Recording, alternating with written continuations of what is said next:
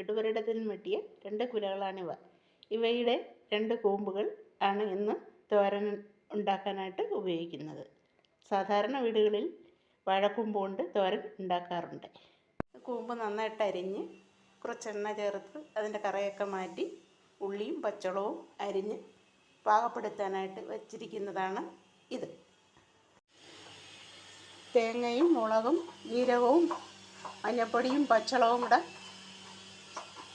ഉടച്ച അരപ്പാണിത് കൂമ്പ് തോരന് ചേർക്കുന്നത്. തോരൻ റെഡിയായി കഴിഞ്ഞു. അരപ്പ് അതിനോട് ചേർത്തു. അത് വെന്തു. ഇനി ഇതിനകത്ത് കടുകും കുറച്ച് കറിവേപ്പില, കടുക്, 2 വറ്റൽമുളക് ഇതെല്ലാം ചേർത്ത് കടുക് പൊട്ടിച്ചതിനകത്ത് താളിച്ച് കഴിഞ്ഞാൽ കൂമ്പ് തോരൻ റെഡിയായി.